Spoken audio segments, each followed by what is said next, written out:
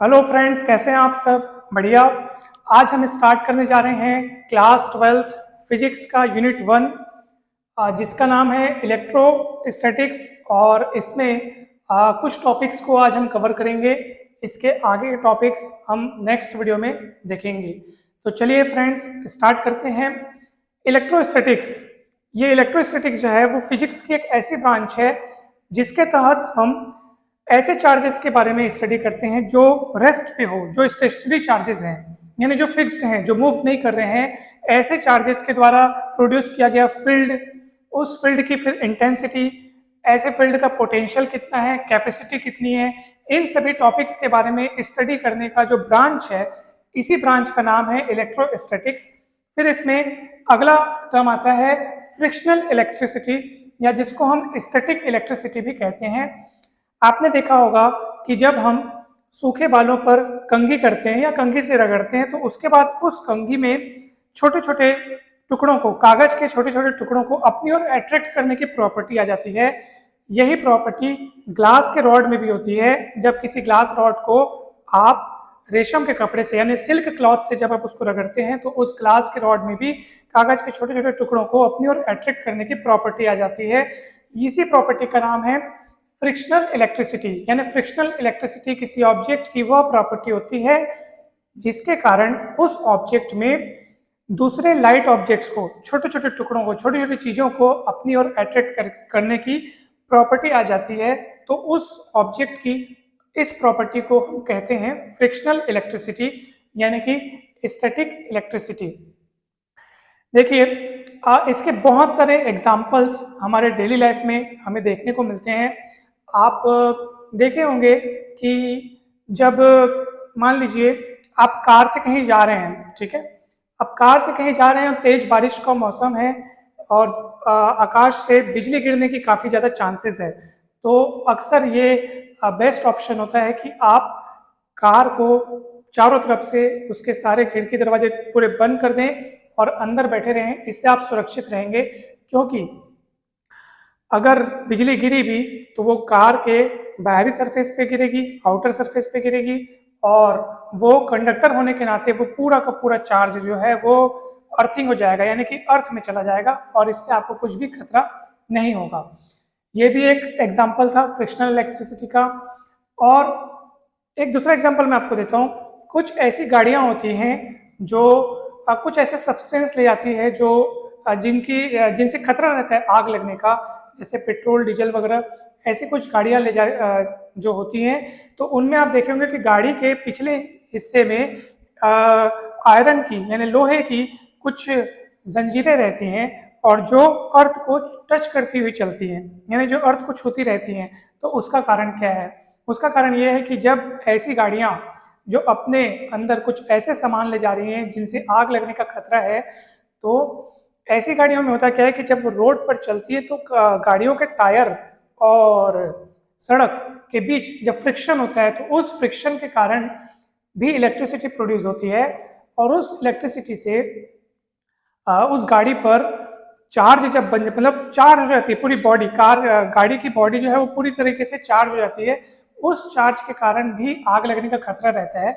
अगर हम पीछे जंजीर बांधकर उनको अर्थ से टच करा दें तो वो पूरा चार्ज जो उस गाड़ी में आया हुआ है फ्रिक्शन के कारण, वो पूरा का पूरा चार्ज जंजीरों से होते हुए कहाँ चला जाएगा? अर्थ पे चला जाएगा, और इसके कारण पूरी जो गाड़ी है वो सुरक्षित रहेगी। तो ऐसे बहुत सारे एग्जाम्पल्स आपको बुक में भी देखने को मिल सकते हैं। आप उनको देखिएगा, आपको काफ़ी नॉलेज मिलेगी। फिलहाल हम चलते हैं आगे।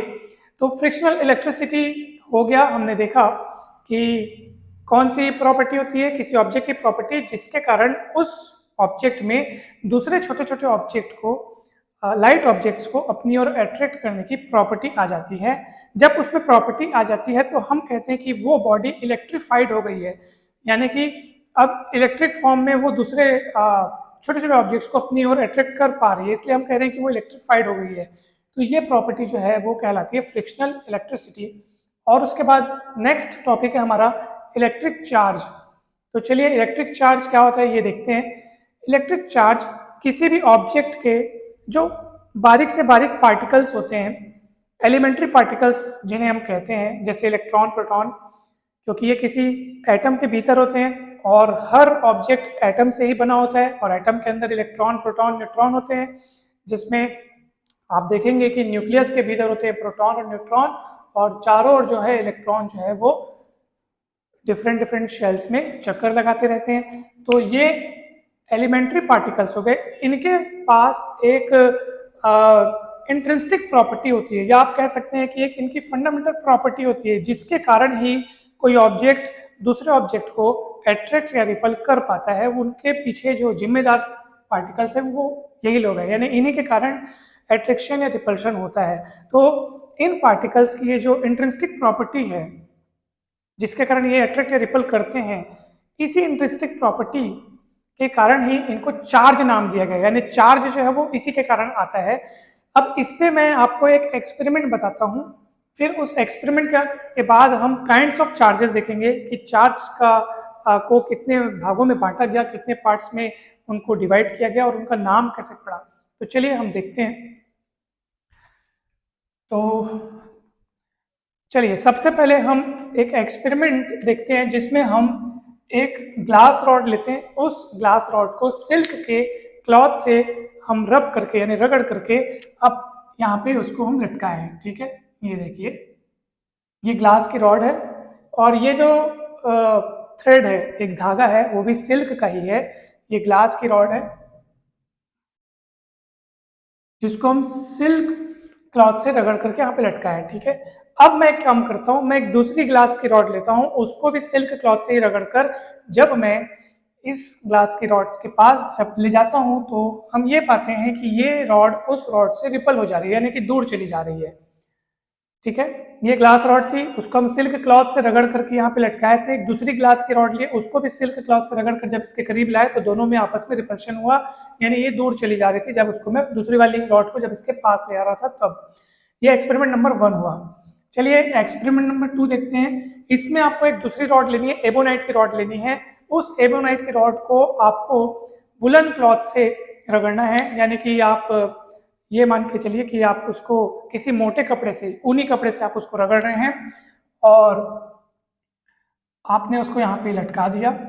ठीक है, ये एबोनाइट की रॉड है जिसको हम ऊनी कपड़े से यानी कि वुलन क्लॉथ से रगड़ कर यहाँ पे लटका दिए। एक और दूसरी एबोनाइट की रॉड, उसको भी वुलन क्लॉथ से रगड़ कर जब आप इसके करीब ले गए तो आपने ये पाया कि अभी भी ये वाली रॉड और वो वाली रॉड दोनों आपस में क्या हो रही है, रिपल हो रही है, दोनों के बीच रिपल्शन हो रहा है, वो भी दूर चली जा रही है। ये एक्सपेरिमेंट नंबर हमारा 2 था। ठीक है, अब एक्सपेरिमेंट नंबर 3 में देखिए, यहाँ पे क्या था, ग्लास की रॉड के पास ग्लास की रॉड ले गया, रिपल्शन हुआ। एबोनाइट की रॉड के पास एबोनाइट की रॉड ले गया, रिपल्शन हुआ। अब आपको क्या करना है, एक ग्लास की रॉड लेनी है जिसको आपने सिल्क क्लॉथ से रगड़ करके लटकाया है। अब एक दूसरी एबोनाइट की रॉड लेनी है जिसको आपने वुलन क्लॉथ से रगड़ करके जब इसके करीब ले गए तो दोनों आपस में रिपल नहीं हुए बल्कि अट्रैक्ट हो गए, दोनों में अट्रैक्शन हुआ। तो ये 3 एक्सपेरिमेंट के बाद ये कंक्लूजन निकाला गया कि जरूर ग्लास की रॉड में कुछ एक अलग टाइप का चार्ज आया होगा और एबोनाइट की रॉड में एक अलग टाइप का चार्ज आया होगा, तभी तो ग्लास की रॉड से ग्लास की रॉड रिपल हुई, क्योंकि सेम यानी like charges ripple each other and unlike charges attract each other. Ebonite की रॉड के पास जब हम एबोनाइट की रॉड ले गए थे तब भी रिपल्शन हुआ था, और जब ग्लास की रॉड के पास जब हम एबोनाइट की रॉड ले गए तो अट्रैक्शन हुआ। बेंजामिन फ्रैंकलिन ने ग्लास की जो रॉड में जो चार्ज आया था उसको पॉजिटिव चार्ज कहा और जो एबोनाइट की रॉड में जो चार्ज आया था उसको कहा नेगेटिव चार्ज। अभी पॉजिटिव नेगेटिव चार्ज के बीच का फंडा क्या है, इनमें क्या डिफरेंस है, इनको नाम क्यों और कैसे दिया गया, इसके लिए हम समझते हैं अगला principle, electronic principle of charging. बहुत इंपॉर्टेंट है, चलिए फटाफट समझते हैं। मैं आशा करता हूँ कि आपको ये सारे टॉपिक्स अच्छे से समझ में आ रहे होंगे। अगर नहीं कहीं डाउट है तो आप बिल्कुल कमेंट सेक्शन में पूछ सकते हैं, मैं और इसको बेहतर तरीके से समझाने का प्रयास करूँगा, आप बिल्कुल पूछ सकते हैं। तो चलिए अब हम देखते हैं कि ये इलेक्ट्रॉनिक प्रिंसिपल ऑफ चार्जिंग क्या होता है। ठीक है, काफ़ी अच्छा इंपॉर्टेंट टॉपिक है इलेक्ट्रॉनिक प्रिंसिपल ऑफ चार्जिंग। देखिए हमें ये पता है कि कोई भी ऑब्जेक्ट, कोई भी सब्सटेंस बहुत सारे छोटे छोटे पार्टिकल से मिलकर बना होता है और उस पार्टिकल को हम कहते हैं एटम। उस एटम में फर्दर हम 3 पार्टिकल्स के बारे में पढ़ते हैं, इलेक्ट्रॉन, प्रोटॉन और न्यूट्रॉन। वैसे तो किसी भी एटम के ग्राउंड स्टेट में यानी कि उसके नॉर्मल कंडीशन में, नॉर्मल स्टेट में, यानी कि अभी वो किसी दूसरे सब्सटेंस से किसी भी प्रकार का रिएक्शन नहीं कर रहा है, तब के केस में किसी भी एटम के न्यूक्लियस में आपको पता होगा कि जितने नंबर ऑफ प्रोटॉन होते हैं उतने ही चारों ओर जो डिफरेंट शेल्स है उसमें इलेक्ट्रॉन चक्कर लगाते रहते हैं, यानी कि वो मूव करते रहते हैं ना। तो जितने यहाँ प्रोटॉन होते हैं उतने ही चारों ओर इलेक्ट्रॉन होते हैं, और प्रोटॉन में होता है पॉजिटिव चार्ज, इलेक्ट्रॉन में होता है नेगेटिव चार्ज। इसी कारण अब हमने कहा कि जितने प्रोटॉन उतने इलेक्ट्रॉन, जैसे मान लीजिए 11 इलेक्ट्रॉन है और 11 प्रोटॉन है, तो 11 प्लस है 11 माइनस है, तो प्लस माइनस कैंसिल होने के कारण ही कोई भी एटम अपने शुरुआती कंडीशन में यानी ग्राउंड स्टेट में हमेशा न्यूट्रल होता है। न्यूट्रल इसलिए होता है क्योंकि उसमें जितना पॉजिटिव चार्ज होता है उतना ही क्या होता है, नेगेटिव चार्ज होता है। अब देखिए, अब होता ये है सर कि वैसे तो एटम में जितने भी इलेक्ट्रॉन होते हैं वो सब अलग अलग शेल्स में होते हैं। ऐसे इलेक्ट्रॉन जो न्यूक्लियस के काफ़ी करीब हैं, जो फर्स्ट शेल में, सेकंड शेल में, ये न्यूक्लियस के काफ़ी करीब होते हैं, ऐसे इलेक्ट्रॉन जो है वो न्यूक्लियस से काफ़ी स्ट्रांगली कनेक्टेड होते हैं, बंधे हुए होते हैं, काफ़ी ट्रैक्शन होते हैं इनके बीच, इनको निकालना बहुत मुश्किल काम होता है, ये एकदम बंधे होते हैं काफ़ी तेज फोर्स के द्वारा। इसलिए ऐसे इलेक्ट्रॉनों को कहते हैं हम बाउंडेड इलेक्ट्रॉन्स। बाउंडेड इलेक्ट्रॉन्स जिनको निकालना काफ़ी मुश्किल काम है, इनको आसानी से इस एटम से हम नहीं निकाल सकते, काफ़ी ज़्यादा एनर्जी की ज़रूरत पड़ेगी। और ऐसे इलेक्ट्रॉन्स जो न्यूक्लियस से काफ़ी दूर होते हैं, अगर इलेक्ट्रॉन और न्यूक्लियस के बीच की दूरी ज़्यादा है तो दूरी ज़्यादा होने के कारण ये इलेक्ट्रॉन इस न्यूक्लियस से उतना अट्रैक्शन महसूस नहीं कर पाते जितना कि ये पास वाले इलेक्ट्रॉन करते हैं। इसलिए ऐसे इलेक्ट्रॉनों को एटम से निकालना आसान होता है कंपेयर करेंगे अगर इन इलेक्ट्रॉनों से, तो ठीक है, मतलब इन इलेक्ट्रॉनों के मुकाबले ऐसे इलेक्ट्रॉनों को एटम से निकालना ज़्यादा आसान होता है। तो क्योंकि दूरी ज़्यादा है, तो दूरी ज़्यादा होने से अट्रैक्शन कम होता है इनके और इनके बीच, इसलिए ऐसे इलेक्ट्रॉनों को हम कहेंगे फ्री इलेक्ट्रॉन्स, ठीक है। और अब प्रश्न उठता यह है कि कैसे सब्सटेंसेस में फ्री इलेक्ट्रॉन्स की संख्या ज़्यादा रहती है। नंबर ऑफ फ्री इलेक्ट्रॉन्स जिसमें जितने ज़्यादा होंगे, समझ जाइए, वो उतना अच्छा इलेक्ट्रिक कंडक्टर माना जाएगा। और इसका आंसर ये है कि मेटल्स में ऐसे इलेक्ट्रॉन यानी फ्री इलेक्ट्रॉन्स बहुत ज़्यादा होते हैं जो न्यूक्लियस से दूर होते हैं, जिनको थोड़ी बहुत एनर्जी देने पर भी वो एटम के सरफेस से बाहर आ जाएंगे। और जो इलेक्ट्रॉन बाहर आ गया, इसका मतलब वहाँ से आप इलेक्ट्रॉन निकाल पा रहे हैं, इसका मतलब ये है कि आपने उसको चार्ज कर दिया, उस एटम को चार्ज कर दिया। कैसे, देखिए, मान लीजिए आपने एक इलेक्ट्रॉन यहाँ से निकाल लिया। मैंने एग्जांपल के लिए शुरुआत में माना था कि इसमें 11 प्रोटॉन 11 इलेक्ट्रॉन हैं।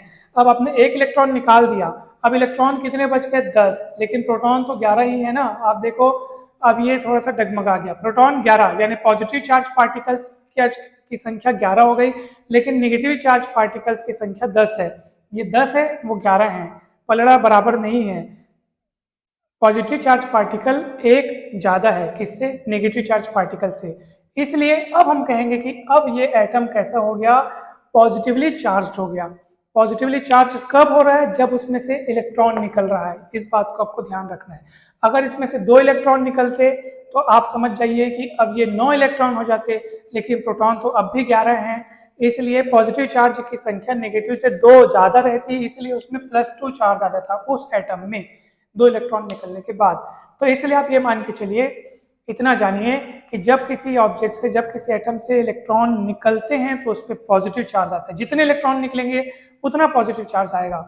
और इसका उल्टा भी उतना ही सच है कि अगर बाहर से इलेक्ट्रॉन लिए जा रहे हैं, ठीक है, मान लीजिए ये बाहर से इलेक्ट्रॉन ले लेता, ठीक है, तो इसके पास हो जाते 12 इलेक्ट्रॉन, ठीक है, और प्रोटॉन हो जाते, प्रोटॉन तो 11 के 11 ही रहते। अब आप देखो, ये 12 इलेक्ट्रॉन है और उसमें 11 प्रोटॉन है इसी में, तो आप देखेंगे कि इलेक्ट्रॉन का पलड़ा भारी हो गया, इलेक्ट्रॉन की संख्या ज़्यादा हो गई, यानी नेगेटिव चार्ज पार्टिकल की संख्या ज़्यादा हो गई। इसी कारण अब हम कहेंगे कि वो ऑब्जेक्ट यानी वो एटम जो है नेगेटिवली चार्ज्ड हो गया। तो नेगेटिवली या पॉजिटिवली चार्ज होना इस बात पर डिपेंड करता है कि उसमें से कितने इलेक्ट्रॉन निकाले या कितने इलेक्ट्रॉन डाले जा रहे हैं। जब किसी एटम में से इलेक्ट्रॉन निकलते हैं तो पॉजिटिवली चार्ज हो जाता है वो, और इलेक्ट्रॉन उसमें बाहर से आते हैं तो उसमें नेगेटिव चार्ज आ जाता है। इस बात को हमेशा आपको ध्यान रखना है। एक बात मैं आपको और बता रहा हूँ, जो कंजर्वेशन ऑफ चार्जेस का जो प्रिंसिपल है वो ये कहता है कि चार्ज अपने आप कहीं प्रोड्यूस या अपने आप कहीं डिस्ट्रॉय नहीं होता है, उसको क्रिएट और डिस्ट्रॉय नहीं कह सकता। जैसे एक जगह पर जितनी मात्रा में पॉजिटिव चार्ज बन रहा है तो ये आप समझ चाहिए कि दूसरी जगह पर उतनी ही मात्रा में नेगेटिव चार्ज भी बन रहा होगा। जैसे एक एग्जांपल के लिए मैंने ग्लास की रॉड को सिल्क के क्लॉथ से रगड़ा था, तो आप देखेंगे कि ग्लास की रॉड में पॉजिटिव चार्ज आ गया था। तो उसके पीछे कारण यही था कि रगड़ने पर ग्लास की रॉड से इलेक्ट्रॉन्स निकल करके उस सिल्क क्लॉथ में गए थे, इसी कारण उस ग्लास की रॉड में पॉजिटिव चार्ज आ गया था। तो ऑब्वियस सी बात है क्योंकि वहां से इलेक्ट्रॉन निकल करके सिल्क के क्लॉथ में जा रहे हैं, इसलिए सिल्क के क्लॉथ में नेगेटिव चार्ज आ जाएगा। कितना नेगेटिव चार्ज? उतना ही नेगेटिव चार्ज आएगा जितना कि ग्लास की रॉड में पॉजिटिव चार्ज आया था। इसी कारण और चार्ज जो है हमेशा बैलेंस रहता है, जितना प्लस प्रोड्यूस हुआ है तो उतना माइनस भी प्रोड्यूस होता है। इस प्रकार चार्ज हमेशा कंजर्व रहता है। ये वैसा ही है जैसे एनर्जी कंजर्व रहती है। आपने पढ़ा होगा law of conservation of energy. Energy neither can be created nor can be destroyed, only it can change one form to another. तो सेम चार्जेस भी है, अपने आप उसको अपने आप उसको नष्ट नहीं किया जा सकता, वो सिर्फ और सिर्फ एक फॉर्म से दूसरे फॉर्म में चेंज होते रहते हैं, केवल ट्रांसफर होते रहते हैं। एक पॉजिटिव है तो तुरंत एक नेगेटिव भी आएगा ताकि बैलेंस बना रहे। इस बात को हमेशा आपको ध्यान रखना है। अब देखेंगे हम next topic conductors and insulators. तो ये काफ़ी इजी टॉपिक्स है, आप इनको पढ़े होंगे। Conductors are those substance, those object which allow to flow electricity from them, यानी कि जो खुद में से होकर के इलेक्ट्रिसिटी को फ्लो होना अलाउ करते हैं, परमिशन देते हैं। यानी इनमें से होकर इलेक्ट्रिसिटी फ्लो हो सकती है, करंट फ्लो हो सकती है। और वैसे ही इंसुलेटर्स किनको बोलते हैं? जिनमें से होकर के इलेक्ट्रिसिटी या करंट फ्लो नहीं हो सकती है, ऐसे सब्सटेंस को कहते हैं हम इंसुलेटर। अब इनके पीछे का फंडा क्या है ये हम देखते हैं कि कंडक्टर क्यों कंडक्टर होता है, क्यों उसमें से इलेक्ट्रिसिटी फ्लो होती है और इंसुलेटर में से क्यों नहीं होती है। इसके पीछे एक ही मात्र रीजन है और वो है इनका जादू जो है वो केवल कंडक्टर्स के लिए रहता है। यानी कंडक्टर्स में फ्री नंबर ऑफ इलेक्ट्रॉन्स, जो फ्री इलेक्ट्रॉन्स होते हैं उनकी संख्या काफ़ी ज़्यादा रहती है कंडक्टर्स में। तो भाई जब फ्री इलेक्ट्रॉन्स ज़्यादा है इसका मतलब क्या है कि इनको आप थोड़ी सी एनर्जी देकर के भी निकाल सकते हैं, यानी इनको आसानी से चार्ज किया जा सकता है। और जिनको आप आसानी से चार्ज कर सकते हो तो उनमें से आप इलेक्ट्रिसिटी फ्लो भी आसानी से करा सकते हो। इसलिए कंडक्टर जो हैं वो अपने में से होकर आसानी से इलेक्ट्रिसिटी फ्लो कराते हैं। जितने भी मेटल्स हैं वो सब कंडक्टर्स हैं, सोना चांदी तांबा जितने भी हैं, ठीक है। सबसे बेस्ट कंडक्टर जो है वो है सिल्वर यानी चांदी। और इंसुलेटर्स जिनमें देखो ऐसा नहीं है कि इंसुलेटर्स में इलेक्ट्रॉन नहीं होते, इंसुलेटर्स में भी इलेक्ट्रॉन होते हैं। भाई हर सब्सटेंस जो है वो एटम से मिलकर बना होता है और एटम में तो इलेक्ट्रॉन प्रोटॉन न्यूट्रॉन तीनों चीज होते ही हैं किसी भी एटम में। इसलिए इंसुलेटर में भी इलेक्ट्रॉन होते हैं, मगर ऐसे इलेक्ट्रॉनों की वहाँ कमी रहती है बहुत, या ऐसे इलेक्ट्रॉन नहीं के बराबर रहते हैं, बिल्कुल कम या न के बराबर। कैसे इलेक्ट्रॉन? Free electrons. ऐसे इलेक्ट्रॉन तो सब में होते हैं, बाउंडेड इलेक्ट्रॉन सब में होते हैं, बात तो इनकी है। तो इंसुलेटर में जो है वो फ्री इलेक्ट्रॉन्स नहीं रहते हैं, बहुत कम रहते हैं। इसीलिए जो है ये आसानी से इलेक्ट्रॉन प्रोवाइड नहीं करा पाते, क्योंकि करंट फ्लो कराने के लिए, इलेक्ट्रिसिटी फ्लो कराने के लिए फ्री इलेक्ट्रॉन्स की जरूरत पड़ती है जो सरफेस से निकल करके आगे बढ़े, और आगे बढ़े तो इलेक्ट्रिसिटी फ्लो हो।